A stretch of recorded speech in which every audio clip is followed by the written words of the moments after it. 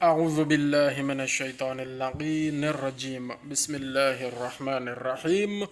اللهم صل على محمد وآل محمद وعجل فرجهم۔ دوستو، ہارسز یعنی گھوڑوں میں جو ریسپائریٹری ڈیزیز ہوتی ہے، سانس کی تکلیف، نظام تنفس کی خرابی جب ہوتی ہے تو وہ کس وجہ سے ہوتی ہے، اس پہ آج ہم انشاءاللہ تھوڑی سی بات کرتے ہیں۔ زیادہ تر گھوڑوں میں جو وائرل پرابلم ہوتا ہے وہ رائنو وائرس 1 اور 2 کی وجہ سے ہوتا ہے، ایکورنا وائرس کی وجہ سے ہوتا ہے اور ایڈینو وائرس کی وجہ سے ہوتا ہے، اور اس کے بعد پھر مگزو وائرس انتہائی خطرناک وائرس ہے۔ اس سے ایکوائن انفلوئنزا کی بیماری ہوتی ہے اور یہ گھوڑوں میں انتہائی خطرناک بیماری ہے۔ اگر یہ بیماری لگ جائے تو پھر ظاہر ہے قیمتی گھوڑے مر جاتے ہیں۔ تو ہارسز میں زیادہ تر respiratory disease myxo virus group of viruses کی وجہ سے ہوتی ہے اور اس کی بہت ساری اقسام ہیں۔ سب سے پہلے نمبر پہ آتی ہے مگزو وائرس انفیکشن اے ایکوائی 1، اور دوسرے نمبر پہ آتی ہے مگزو وائرس انفیکشن ایکوائی 2، مگزو وائرس انفیکشن اے ایکوائی 2، اے ایکوائی 1 اور اے ایکوائی 2، اور اس کے علاوہ اس کی سب ٹائپس بھی ہیں۔ مثلا مگزو وائرس انفیکشن اے ایکوائی 1 پراگ، اور مگزو وائرس انفیکشن اے ایکوائی 2 میامی۔ یہ جو پراگ ہے یہ 1956 میں دریافت ہوئی یہ سب ٹائپ، اور میامی 1963 میں دریافت ہوئی ہے۔ یہ ہم آپ کو سٹرینز یا sub types of ایکوائن influenza virus کے بارے میں تھوڑا سا بتا رہے ہیں جس سے ایکوائن انفلوئنزا کی بیماری ہوتی ہے۔ اس کے علاوہ مگزو وائرس انفیکشن اے ایکوائی 2 سسیکس اور مگزو وائرس انفیکشن اے ایکوائی 2 سفولک وائرس،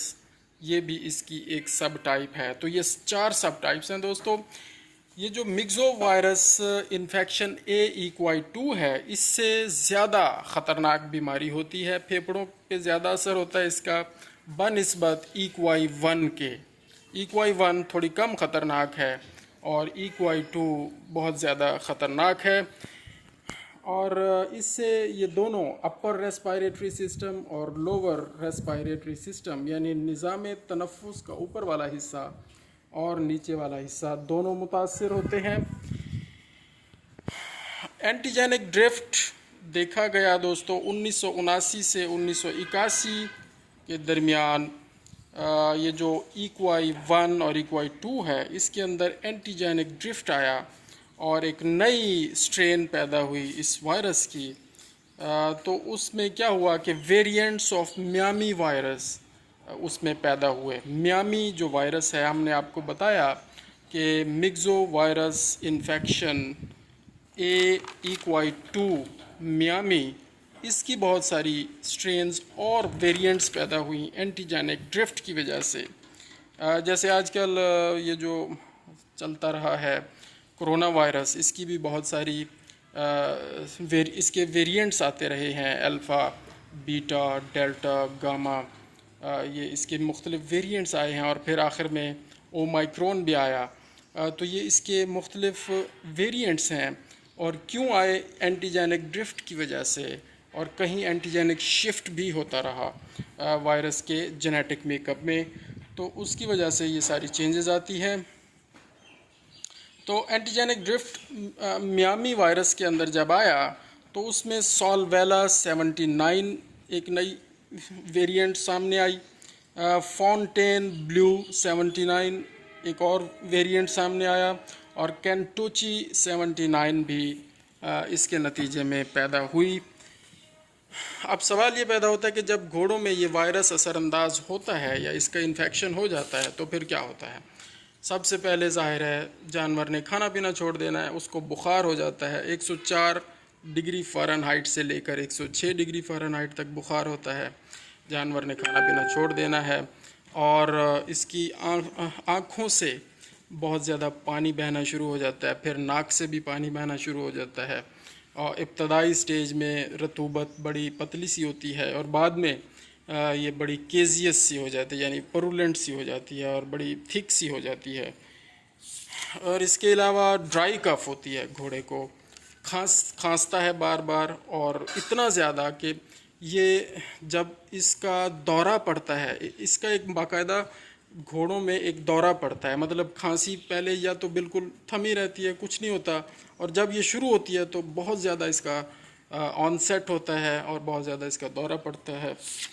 جس کی وجہ سے بہت زیادہ پھیپھڑوں پر اثر ہوتا ہے اور جانور ظاہر ہے ضائع ہو جاتا ہے اگر اس کا علاج پراپر نہ کیا جائے۔ جانور سست ہو جائے گا، کھانا پینا چھوڑ دے گا، چلنا پھرنا کم کر دے گا، اور اس سٹیج میں بھی کوشش فوری طور پر یہی کرنی چاہیے، گدھوں میں بھی اور یہ جو میولز خچر ہیں ان میں، گھوڑے خاص طور پر، اور یہ آج کل تو خیر آرمی کے پاس بہت زیادہ گھوڑے ہیں، وہاں یہ زیادہ مسائل ہیں، پہلے تو عام لوگ بھی گھوڑے استعمال کرتے تھے اور رکھتے تھے، آج کل تو نہیں ہیں۔ ہاں البتہ ذوالجناح بنائے جاتے ہیں اور ایک شبیہ بنائی جاتی ہے ذوالجناح کی،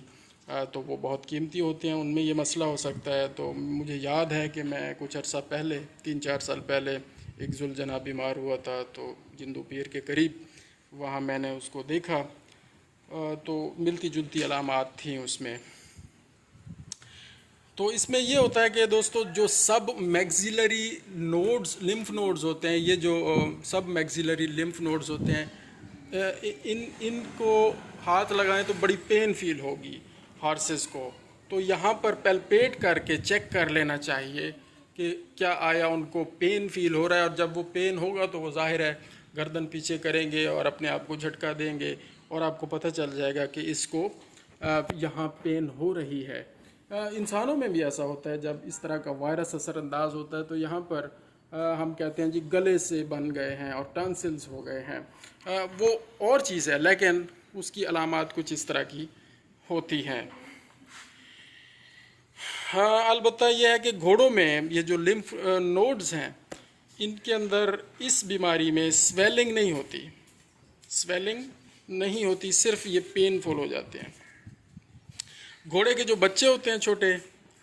ان میں یہ بیماری بہت زیادہ خطرناک ثابت ہوتی ہے اور وہ جلدی نیمونیا کا شکار ہو کر مر جاتے ہیں۔ تو ڈائیگنوز کیسے کرنا ہے اس بیماری کو؟ ہم نے ہسٹری سے کرنا ہے، ہم نے ظاہر علامات سے کرنا ہے، ہم نے جا کے اس کا ٹیمپریچر چیک کرنا ہے، اس کو دیکھنا ہے کہ اس کو آبزرو کرنا ہے کہ سڈن آن سیٹ آف کف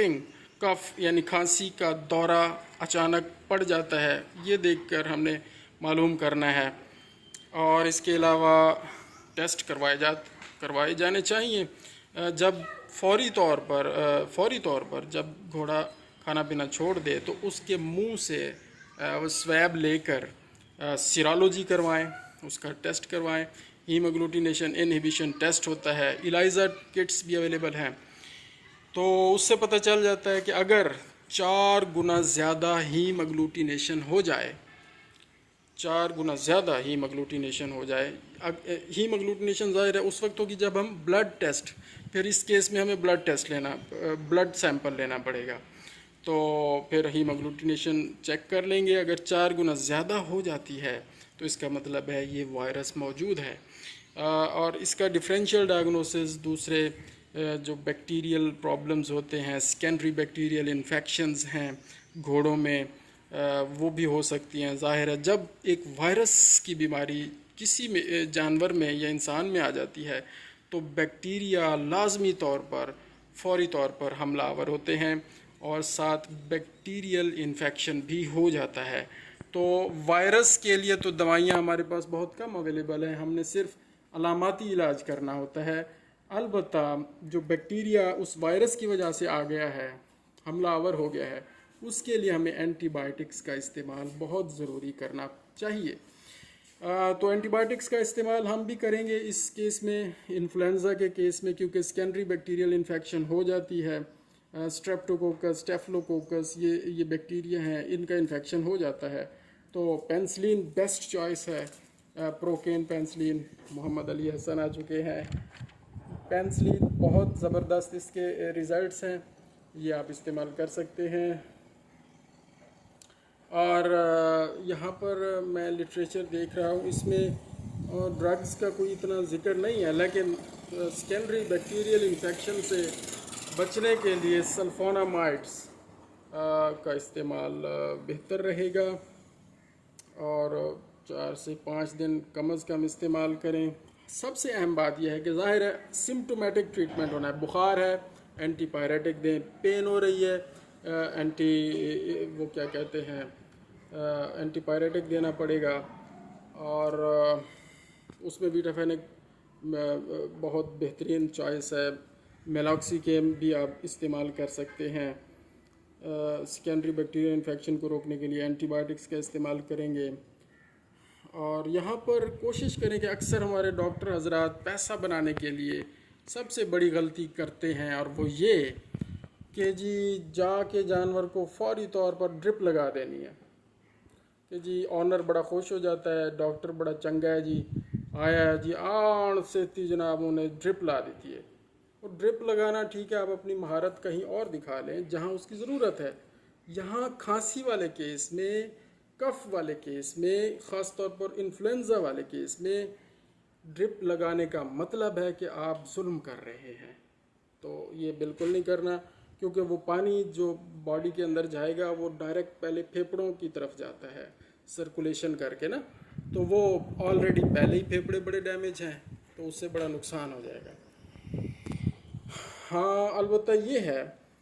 کہ آپ انجیکشن کا استعمال کریں، انجیکشن کا صبح شام استعمال کریں، اور اس میں 1 گرام 2 گرامز کے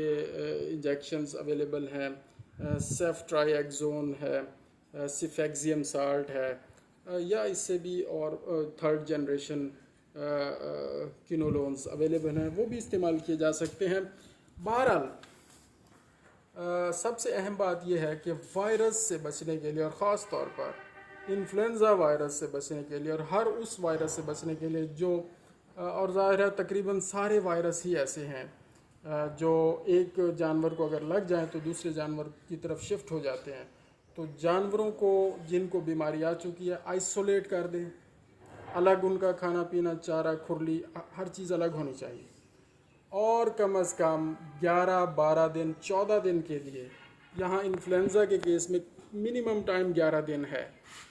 اور ویسے 14 دن ہونا چاہیے، to be on the safe side, یعنی سیف سائڈ پہ اگر آپ رہنا چاہتے ہیں تو 14 دن کے لیے اپنے جانور کو الگ کر دیں، باقی صحت مند جانوروں کو بھی الگ کر دیں۔ اگر کوئی نیا جانور خرید کے لائے ہیں تو اس کو بھی 11 15 14 دن الگ رکھیں۔ اس کو ظاہر ہے وہ آپ کو اب پتہ ہی ہے، کورونا کی وجہ سے کوارنٹین میئرز، آئسولیشن میں رکھ لیں ان کو، تو اس سے بڑا فائدہ ہوگا کہ جو بھی وائرس ہے، بیماری ہے، اس کی علامات ظاہر ہو جائیں گی، اور جب وہ ظاہر ہو جائیں گی آپ اس کا پہلے ٹریٹمنٹ کریں اور پھر اس کو اپنے جانوروں کے ساتھ مکس اپ کریں، تو اس طرح باقی جانور بھی بیماریوں سے محفوظ رہیں گے۔ اگر یہ بیماری ہو جائے تو کیا چانسز ہیں کہ اس کا علاج اگر صحیح ٹائم پہ ہو جائے تو کیا یہ جانور بچ جائے گا؟ تو اس کا جواب یہ ہے کہ انشاءاللہ العزیز فوری طور پر علاج اگر شروع ہو جائے تو 1 ہفتے کے اندر اندر جانور صحت یاب ہو جاتا ہے۔ لیکن اگر کوئی ظالم بندہ ہے خدا نخواستہ اور جا کے اس نے ڈرپ لگا دی ہے تو وہ کیس بگڑ جائے گا، پیسہ بنا لے گا، 2-4 ہزار اپنے کما لے گا، لیکن اس کا قیمتی جانور 2-4 لاکھ کا وہ ضائع ہو جائے گا۔ اللہ تعالیٰ محفوظ رکھے۔ اس کے علاوہ یہاں پر لٹریچر میں کچھ اور چیزیں میں نے نوٹ کی ہیں، اور وہ یہ ہیں کہ مورٹیلٹی بچوں میں زیادہ ہے۔ اگر یہ وائرس بچوں میں آ جائے، گھوڑوں کے بچوں میں، تو ان کو زیادہ متاثر کرتا ہے، تو بچوں کو خاص طور پر زیادہ آپ ان کی ہائیجین کا خیال رکھیں، ان کی صفائی ستھرائی کا خیال رکھیں، جہاں پر جانور کھڑے ہیں صبح شام ان کا گوبر ہے، پیشاب ہے، اس کی صفائی کریں، اور چارہ ان کو صاف ستھرا دیں۔ ہائیجین یعنی اچھی صفائی ستھرائی ہر جگہ ضروری ہے، انسانوں کے کیس میں بھی، جانوروں کے کیس میں بھی۔ بیماریوں سے بچنا ہے تو ہائیجین بہت ضروری ہے۔ جزاک اللہ خیر۔ آپ ویڈیو پھر لمبی ہو گئی ہے، اور اب ظاہر ہے بڑے بور ہو رہے ہوں گے، اللہ تعالیٰ اجر عظیم عطا فرمائے۔ اللہم صلی علی محمد و آل محمد وعجل فرجہم۔